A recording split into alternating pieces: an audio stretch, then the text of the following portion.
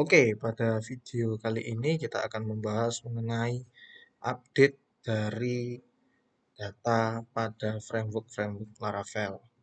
Ya, jadi bagaimana kalau pada saat video yang lalu atau pada pertemuan yang lalu kita belajar untuk insert data, lalu pada sesi kali ini kita akan belajar untuk mengupdate data. Jadi pada kasus-kasus sebelumnya, kita samakan dengan kasus sebelumnya, kita memastikan bahwa kita mensimulasikan input sebuah data ke dalam database, tapi inputnya di sini bukan input data yang baru, tetapi mengganti data yang sudah ada secara existing. Ya, pada aplikasi sebelumnya kita sudah memiliki tabel sebagai berikut, ada yang supplier, ada product, ada kategoris, ada transaction, dan ada product transaction, product transaction yang sudah kita kenal bersama pada materi-materi kuliah beberapa topik yang lalu. Nah, konsep update data pada Laravel secara umum itu sama dengan update pada pemrograman web pada umumnya. Ya, kita coba gali kembali. Yang pertama kali adalah kalau kita membuat sebuah suatu fitur untuk update data, tentunya kita harus menyediakan sebuah fasilitas berupa formulir. Jadi kita sebagai programmer harus menyediakan sebuah formulir yang UI UX-nya atau formnya disesuaikan dengan data-data yang diperlukan. Contohnya untuk data personal, tentunya kan ini sesuai dengan database yaitu nama, email, konfirmasi email, dan lain-lain sebagainya. Ingat, data yang diperlukan bukan seluruh data pada database. Ya. Jadi misalkan contoh seperti kalau kita mengetahui ada create add, kapan dia di insert atau kapan dia diupdate, update add gitu kan ya seperti itu. Nah, itu tuh tidak perlu dicantumkan ke dalam sini karena itu merupakan data internal dari sistem. Ya, itu otomatis. Hal ini bergantung juga selain gara-gara parameter yang otomatis tadi, ini juga bergantung dari sisi hasil analisis kebutuhan setiap akses pengguna. Misalkan kalau eh, kita melihat ya kayak produk tadi, contohnya kita lihat dari produk tadi. Produk ini mungkin kasir tidak bisa mengganti harga. Kasir di sini mungkin kan ada, pasti produk ini pasti ada harga nama, ada harga, kan seperti itu ya. Nantinya kalau setelah kita belajar lebih dalam, bagian akses dan lain-lain, nah produk ini kalau owner boleh mengganti nama, boleh mengganti harga. Tetapi kalau employee atau kasir atau apa, dia tidak bisa ganti harga, tetapi dia bisa mungkin merename nama. Nah, jadi formulir update-nya nanti akan berbeda setiap akses. Hal ini tergantung dari analisis kebutuhan, wawancara Anda melakukan interview, Anda melihat apa namanya pengamatan langsung di lapangan, apakah kasir boleh mengganti harga atau tidak.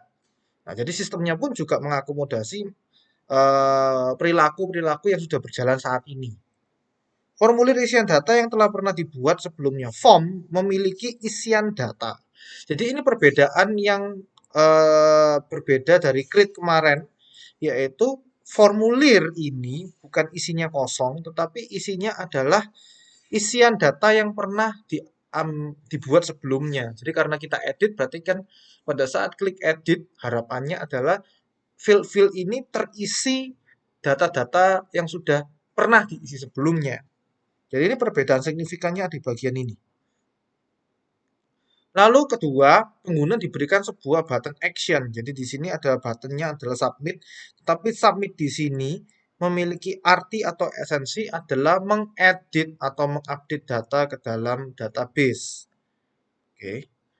Lalu setelah action itu diklik, maka program harus menyediakan background proses. Background proses itu proses yang tidak terlihat oleh pengguna secara kasat mata, tetapi sistem itu bergerak untuk apa? Untuk mengupdate data dari formulir tadi ke database. Itu adalah urusan dari controller atau background proses tadi. Kalau di Laravel itu masuk dalam controller, ya kan, dan model. Nah, seperti itu kurang lebih ya. Jadi ini masuk ranahnya controller dan model. Nah, kita gunakan apa? Kalau kita seperti yang kita ketahui sudah belajar Laravel, kita gunakan API Resource Controller yang sudah ada 7 fungsi itu, yaitu fungsi create, fungsi store, fungsi update, fungsi edit, fungsi destroy, fungsi show, dan fungsi index. Nah, tetapi kalau di sini terkait dengan mekanisme update, kita gunakan dua fungsi, yaitu fungsi edit dan fungsi update. Nah, routingnya kita gunakan root resource, karena kita sudah menggunakan fungsi-fungsi yang ada, ya kita langsung panggil aja penggunaan kembali, yaitu root.2.2 resources, lalu ini nama kelasnya. Gunakan model Eloquent untuk menggunakan metode update. Jadi Eloquent-nya dengan menggunakan metode update untuk mengisi data tertentu. Dan jangan lupa, apabila sudah selesai, munculkan konfirmasi bahwa oh sudah di-create, oh sudah di-update, dan lain-lain. Harus munculkan konfirmasi. Ini kita lihat perbedaannya. Kita lihat perbedaannya. Kalau pada saat user pertama kali membuat, ini sebelah kiri membuat, sebelah kanan adalah mengupdate. Startnya adalah user menekan create, harapannya adalah sistem memunculkan form kosong. Form kosong ini kan berarti pada fungsi create, ya kan? Klik tombol create berarti itu nanti program Laravel itu akan menjalankan fungsi create pada controller tertentu, artinya seperti itu. Controller create tadi memunculkan formulir kosong. Habis itu ngapain? User mengisi form-form itu pada text field yang sudah ada, yang sudah diberikan. Lalu user menekan tombol submit. Tombol submit ini diarahkan kepada sebuah fungsi store. Ini kalau create ya, fungsi store. Untuk di dalamnya fungsi store itu adalah menginsert sistem mengupdate data ke dalam database. Ini tepatnya bukan mengupdate tetapi menginsert. Akan menambahkan data ke dalam database. Yang ini, kalau terkait dengan editing atau update data, berarti kan user nanti ada tombol baru. Kita harus berikan secara tampilan, secara view, kita harus berikan tampilan ubah atau edit. Wajib ya, jangan disamakan. Karena nanti beda esensi. Oke. Sistem memunculkan formulir berisi edit, lalu di dalamnya edit itu akan memunculkan sebuah formulir beserta isinya. Isinya itu definisinya adalah isi yang pernah diatur di create. User mengubah isi pada text field, ya secara manual tentunya. Kalau misalkan diganti namanya saja, ya namanya aja diganti, harganya nggak usah diganti, kayak gitu. Lalu user menekan tombol update, lalu eh, sistem mengupdate data ke dalam database. Nah, perbedaannya adalah di fungsinya, ya kan? Di fungsinya sama perilakunya di sini. Ini beserta isi, ini hanya form kosong. Dan nanti otomatis ya ini sistem mengupdate, ini menambah, mensubmit atau menginsert, ini kan mengupdate. Tentunya kalau fungsi insert dan fungsi update berbeda. Kita sudah tahu SQL-nya berbeda, berarti nanti di model Eloquent itu pasti ada perbedaannya. Kita coba praktek. Ya, membuat formulir. Membuat formulir ini dibentuk dengan bahasa front end seperti HTML. Kalau di kalian belajar framework berbagai macam front end, ada namanya Node.js, ada namanya JavaScript. Node.js itu kan Node JavaScript, jadi berbasis JavaScript untuk membuat view. Nah, kalau pada saat Laravel ini, ya, pada Laravel ini kita buat dengan front end-nya HTML berbasis Bootstrap dan Blade template. Ya. Pada kesempatan ini ya, ini salah satunya. Lalu kita gunakan apa? Gunakan reuse kembali. Gunakan kembali komponen from create. Jadi kita nggak perlu mikir-mikir lagi. Untuk sesi praktikum kali ini kita samakan aja form create kemarin, ya, yang sudah kalian buat. Kalian copy paste dengan form sehingga menjadi formulir update. Ya, kita coba ya. Kita ambil contoh kan. Nah, di sini saya sudah mempunyai sebuah project, ya kan, di mana projectnya di sini adalah yang seperti minggu lalu, ya, di mana kita supplier, di sini supplier saya punya create form yang minggu lalu kita sudah pernah buat, ya kan. Create form ini sudah terintegrasi dengan template, jadi saya sudah extend dengan templatenya, sudah punya Ajax jQuery tapi kosongan, lalu kontennya ini sesuai dengan templatenya dia supaya ada bagus, gitu kan ya. Nah, kalau kita bikin formulir, ya kan, bikin formulir maka kita ya tinggal copy paste. Caranya gimana copy paste? Klik kanan, copy, lalu supplier, ini kan folder supplier, klik kanan, paste. Klik, nanti akan muncul sebuah formulir yang kurang lebih sama. Nah ini ceritanya saya sudah buat. Nanti ganti nama aja, nah, namanya editform.blade.php. Apakah namanya harus sama seperti edit form? Tidak. Anda bisa bebas, namanya di tempat ini bebas asal ekstensinya adalah blade.php di sebelah sini. Oke. Kalau kalian buka, kalian bandingkan ini dengan grid form. Ya, ini saya coba hapus semua dulu yang lain ya. Close all, grid form sama update form. Ini kalau kita lihat sepintas tidak ada perbedaan yang signifikan. Perbedaannya hanya di bagian form ini. Kita lihat ya di bagian form. Nah, di bagian form ini, perbedaannya ada di sini. Tentunya form method push ini juga sama ya. Form method push sama. Sebentar, saya split aja supaya kita bisa langsung membedakan. Ini saya geser sedikit. Ini saya geser sedikit. Oh, sudah full. Sudah, kita geser kanan juga. Ini form method push, actionnya otomatis beda. Karena tujuannya tadi, kalau kita melihat eh, data update-nya tadi, kan kita, kalau tadi ini supplier store, karena kan kita arahkan ke store, di sini adalah supplier root, supplier update. Ya, supplier update tentunya tujuannya beda. Action ini masih ingat ya kemarin ya. Action ini tujuannya pada saat kalian klik tombol submit, dia diarahkan kemana. Nah, kalau di PPT tadi kan kita sudah jelas bahwa kalau kita klik tombol submit, yang create tadi kita masukkan fungsi store, kalau yang update kita masukkan fungsi update.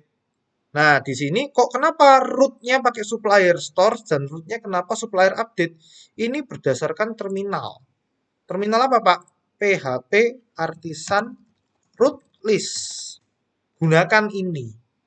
Selalu kalian gunakan ini. Jangan pernah coba-coba atau jangan pernah pakai feeling kalau kalian belum benar-benar mengerti. Kalau kalian sudah pernah mengerti, sudah pernah menghafal ini, tahu polanya ya kalian bolehlah pakai feelingnya kalian.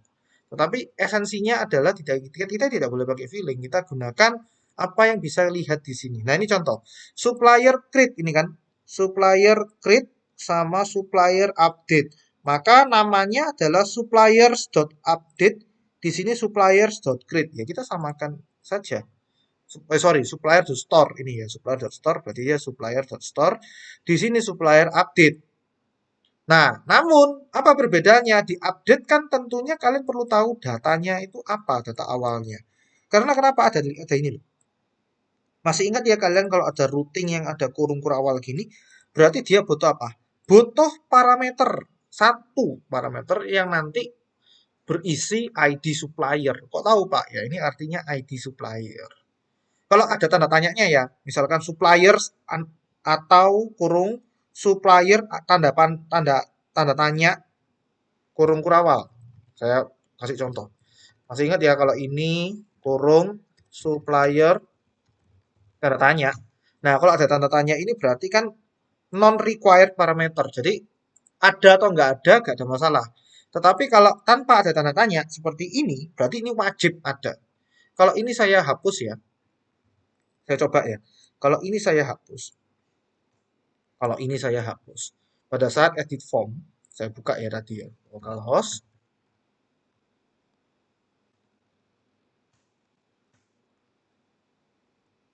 Oke, saya buka dulu. Nah ini ceritanya edit form saya sudah jalan. Ini edit model nggak usah ya. Edit dulu tadi ya. Di sini nanti akan error. Nah, akan muncul adalah missing required parameter for root suppliers update. Karena dia butuh satu. Oh, dari mana Pak? Ini. Wajib. Nah, cara memberikan parameter caranya pakai koma. Jadi root ini adalah nama fungsi. Ini nama-nama rootnya. Ini nama rootnya, koma. Ini parameter pertama. Kalau ada parameter kedua gimana? Misalkan slash ada parameter lagi yang lain. Pakai koma lagi. Jadi nanti kalau ini ada parameter kedua, koma lagi parameter ketiga, koma lagi parameter keempat. Seperti itu ya. Jadi bisa multi parameter. Nah, itu satu. Perbedaannya tentunya pasti di action karena beda tujuan. Beda berikutnya lagi adalah ya kita sekarang kembali ke form. CRF pasti sama, CRF pasti sama. Perbedaan kedua adalah metodenya. Nah, kalau kita pakai store, saya ambil contoh ya. Store metodenya adalah post, tapi kalau update dia pakai put atau patch. Berarti metodenya ini tidak bisa diganti put ya di sini ya. Kita tidak bisa otomatis mengganti ini put. Cara menggantinya adalah dengan bleed fungsi metode yang mana nanti diisikan tulisan PUT. PUT. Sorry, PUT put. Tanda petik 2 ini supaya kayak bentuk string put. Jadi nanti ini post akan diganti put oleh bleed. Caranya seperti ini. Kita nggak bisa nulis put di sini. Karena form method ini nggak terima seperti itu. Jadi cara bikinnya seperti ini. Itu yang kedua. Perbedaan yang signifikannya yang kedua. Nanti kita lihat ya di PPT itu langkah-langkah untuk membuat. Ini kan saya melihat perbedaan antara grid sama edit form. Lalu ini kan nama suppliernya, ini kan sama. Karena kan kita mereuse, sama. Lalu input text class, ini kan sama. Saya nggak ganti-ganti. Namanya juga nm supplier. Ini juga nama variable nm supplier. Tapi ditambahi satu value. Value ini apa? Text field tadi diisi mula-mula dengan sebuah string dengan default value yaitu ini. Ini artinya apa? Kurung kurawal 2 ini echo. PHP echo. Jadi di dalamnya ini adalah sintaks PHP. Luar ini sintaks HTML, di dalamnya ini adalah sintaks PHP. Jadi tolong ingat ya, kalian belajar seperti ini, kalian belajar multi language yang dicampur di satu file. Ini bahasa HTML, ini bahasa PHP. Data dapat dari mana? Berarti kita harus mempunyai ini juga data. Data dapat dari mana? Dari yang manggil form ini. Jadi sebelum manggil form, edit form ini, kita harus mengirim sebuah variabel bernama data. Datanya itu kita bisa logikakan adalah data supplier. Ini supplier ID, ini supplier nama. Karena kita kan tadi domainnya adalah domain supplier. Asumsinya gitu. Nanti kita lihat. Kita lihat controllernya manggil edit form ini. Kita kan hari ini berasumsi. Kita kali ini berasumsi. Mestinya asumsi kita benar. Supaya ini jalan. Kayak gitu. Nah, isikan nama supplier. Nah, ini kan hanya small. Ini hanya tulisan kayak gini aja. Jadi hasil yang diharapkan nanti kan kayak gini. Nah, ini lo isikan nama Anda seperti ini. Nah, ini sesuai dengan database. Ini pasti sesuai dengan database. Submit ya submit. Tidak ada perbedaan lagi yang lain. Yang lain sama. Jadi kita artinya reuse komponen itu artinya apa? Kalau di PPT ini kan tadi ngomong reuse komponen grid. Berarti kita tuh copy paste. Exactly copy paste. Ya, benar-benar kita melakukan copy paste dari form grid, hanya perlu modifikasi. Lah, modifikasi ini dijelaskan di PPT ini. Itu tadi hasilnya. Buat satu view baru dengan mereuse komponen, copy paste. Isi file baru tersebut dengan sintaksis HTML form. Ya iya, karena kan kita copy paste. Integrasi routing sehingga dapat diakses oleh browser. Nih, copy paste yang saya dicerita. Kamu copy benar-benar, lalu kamu paste, kamu ganti edit from.web.php. Ini namanya bebas. Asal unik pertama dan yang kedua ekstensinya bleed.php. Lalu inti yang penting adalah bagian ini, mengganti action sama mengisi value. Jadi semua input type text-nya, input radio button-nya, itu semua harus memiliki value awal. Terus ini pasti. Lalu jangan lupa CRF-nya ditambahi juga metode. Ini kelupaan nanti ya. Dari manakah asal data awal tersebut? Nah ini loh. Data awal ini dapat dari mana?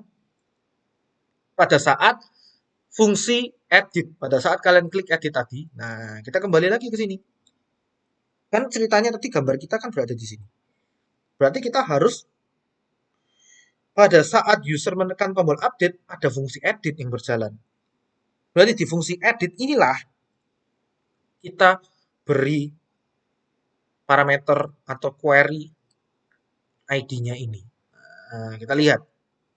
Berarti kita harus cari controller edit. Nah, di controller edit, nah mula-mula kan kalau pada saat dulu form create kan tanpa parameter. Seperti inilah kira-kira. Return view supplier edit form. Ya kurang lebih seperti ini tanpa parameter. Nah, kita kan harus memiliki parameter. Kenapa memiliki parameter? Karena kan kepingin pada saat edit formnya diklik, sorry, pada saat tombol edit diklik, harapannya formnya itu muncul beserta isi data sebelumnya. Berarti kan harus ada datanya. Datanya dapat dari mana? Dari sini, supplier. Jadi ya langsung aja, dolar data sama dengan supplier. Ini sama dengan query select bintang from supplier where ID sama dengan parameter yang ada di routing tadi.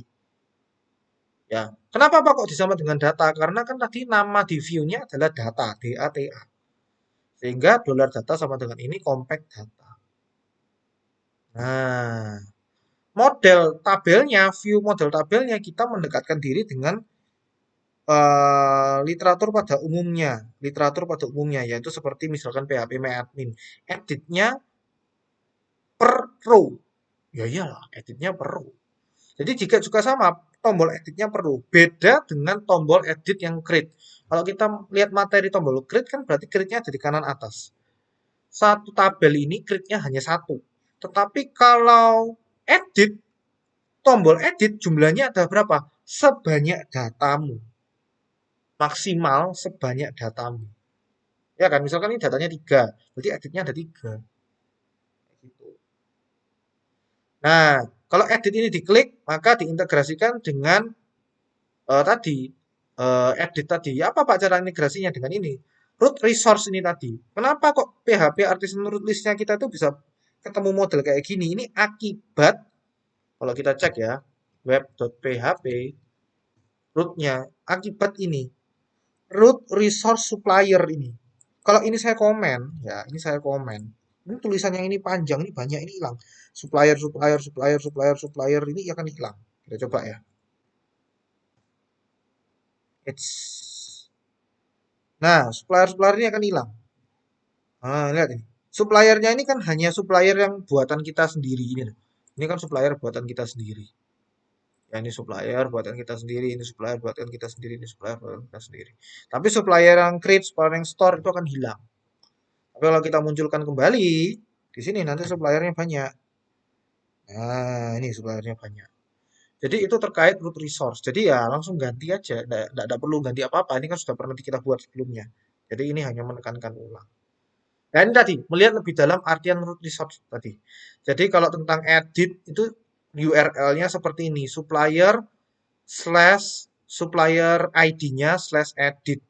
Berarti dengan metode get, lalu dia akan mengarah ke namanya supplier.edit, diarahkan kepada metode edit. Kalau nggak percaya kita bisa lihat di sini. Supplier edit akan diarahkan ke app http controller supplier controller fungsi edit dengan metode get. Jadi kira-kira nanti URL-nya untuk itu tadi misalkan ini localhost 8000 supplier 1 edit berarti digunakan untuk mengedit data supplier yang ber-ID 1. Kalau ada /8 edit berarti digunakan untuk mengedit supplier ber-ID 8. Kalau ada tulisan KI 0010 atau lain-lain berarti mengedit data supplier ber-ID KI 001. Ya. Pada Laravel, pemanggilan data dengan model root list ini ada dua cara. Kamu mau mendekatkan diri dengan URL boleh, atau mendekatkan diri dengan root name. Kalau saya lebih prefer ke root name karena lebih mudah manggilnya daripada kalau pakai kurung-kurung gini kamu salah slash kurang tombol S ini lebih horor. Kalau di sini kan tinggal copy paste ini aja. Nah, ini contoh. Kalau kamu pakai sintaks mau mendekatkan dengan URL, berarti nanti kamu harus punya kurung kurawal 2. Jangan lupa ya, kurung kurawal 2. URL, kurung suppliers, terus pakai kurung siku 1, supplier ID, edit. Kalau yang root, kalian cukup nama rootnya, koma, supplier ID. Ya, kurang lebih sama seperti ini tadi ya. Nah, ini tadi loh. Nah, ini kalau pakai root, kalian pakai ini. Kalau pakai URL, tinggal ditulis depannya URL. Dalamnya adalah sesuai dengan ini tadi. Bentuk formatnya gimana ya? Sesuaikan copy paste saja. Kayak gitu. Kalau root resource, ngikutin ini persis. Root, kurung buka, kurung tutup, petik-petik, nama ininya di copy paste ke sini. Kalau dia punya parameter seperti ini, require parameter seperti ini, berarti dikasih koma. Nah ini, supplier update, koma, data. Dan ini contohnya. Karena tadi button editnya per row, berarti setiap for each ada sebuah link edit yang berisi seperti ini. Jadi kalau saya buka yang index, ya buat yang index, edit. Nah ini, edit with models, bukan, edit yang atas. Ini class, ref, URL ini. Nah ini, kalau kalian pakai URL ya sintaksnya harus persis kayak gini. Persis sama seperti formatnya URL. Jadi agak lebih rumit di bagian sini. Jadi hati-hati pemisahannya. Kalau kamu mau pakai nama root, lebih mudah. Root player dot edit, d anak panah id. Ya, ini tombol ini itu sama dengan nanti hasilnya adalah seperti ini tadi. Nah, ini loh tombol edit ini. Kurang lebih seperti itu, ya. Nah, ini contohnya ya, alternatifnya. Jadi kalau mau pakai root caranya seperti ini lebih mudah. Karena supplier.edit, $d anak panah edit. D ini dapat dari mana? Dari ini ya, for each-nya. Kalau kalian mau pakai URL ya caranya URL supplier, ini kan sesuai dengan format suppliers atau ID-nya berapa atau edit. Bebas, hidup itu punya kebebasan. Jadi kalau kalian mau pakai ini atau pakai ini hasilnya sama, yaitu nanti modelnya kayak gini. HTTP localhost 7 toko roti public supplier atau satu atau edit, ya kamu harus persis ini nih, lihat ininya. Kalau ini berhasil, nah maka datanya akan dimasukkan ke sini. Ya jangan lupa diganti post, ini diganti CRF token. Nah nanti akan muncul seperti ini. Ini caranya untuk pada saat tombol edit diklik muncul form edit yang benar. Nah sekarang bagaimana caranya supaya setelah saya mengedit ini saya klik submit, ya kan, data tersebut benar-benar terganti ke database dan ada konfirmasinya. Nah ini dalam formulir sintaksis tersebut ada tipe submit, ya kurang lebih sama seperti create kemarin. Tujuannya ini diarahkan ke controller tertentu. Dalam hal ini terkait update, berarti kita pakai fungsi update yang ada di controller masing-masing. Maka diganti root suppliers.update parameternya. Ya, karena dia butuh parameter satu yaitu ID. Kok bisa butuh, Pak? Formatnya ini tadi. Dia adalah required parameter. Berarti ini wajib ada. Makanya ini harus ada. Kalau tadi kita hapus sudah dilihat ya di video sebelumnya, di video yang tadi di menit-menit keberapa awal tadi error. Nah, ini wajib. Lalu yang kedua, karena dia pakai put atau patch, maka metodenya add method put. Jangan lupa ini. Sehingga nanti sinkron akan masuk ke dalam ini URL-nya ini tadi. Mana ya tadi? URL-nya ini tadi loh, masuk ke dalam update ini, masuk ke dalam fungsi update. Sehingga nggak nyasar. Ya, jangan sampai membuat tersesat. Jangan sampai nyasar. Ya, fungsinya akan masuk ke fungsi update ini. Mana update? Nah, update ini. Nah, dia akan masuk fungsi update ini, tidak akan nyasar ke lain-lain. Oke. Nah, oke. Nah, di dalam update diisi apa? Ini. Kita jangan berikan new. Kita tidak memberikan new karena kita kan tidak membuat data baru. Kita langsung aja panggil supplier anak panah nama. Ini sesuai dengan entitas modelnya. Tadi nama databasemu, nama tabelmu kan supplier. Kolom apa yang kamu mau pakai nama-nama? NAMA. Sesuai databasemu. Sesuai databasemu. Saya coba buka database ya. Ya, sesuai dengan databasemu. Jadi kalau di sini supplier ininya NAMA, berarti ya di sini tulisannya supplier anak panah NAMA. Request get itu berarti dia mengambil data dari UI. Pakai apa text fieldnya? NM supplier. Tahu dari mana, Pak? Dari sini. Ini NM supplier. Ini NM supplier. Text fieldmu tadi itu namanya apa? Sudah. Berarti kan nama yang lama tadi diganti dengan nama yang ada di dalam form. Lalu kamu save. Nah, jangan lupa diberikan konfirmasi. Redirect root ke indeks ke tabelnya tadi dengan status data supplier berhasil diubah. Hasilnya seperti ini. Nah, supplier name-nya berubah seperti ini. Submit. Nanti ada otomatis akan ada datanya. Oke, kalau kita coba demokan ya, edit, ini 12-nya dihapus, nah, submit. Nah, data supplier berhasil diubah. Dia akan tanpa pakai satu. Itulah kurang lebih eh, penjelasan terkait update data dengan framework Laravel. Kalian bisa coba terapkan edit data pada tabel-tabel yang kalian sudah buat sebagai latihan. Terima kasih.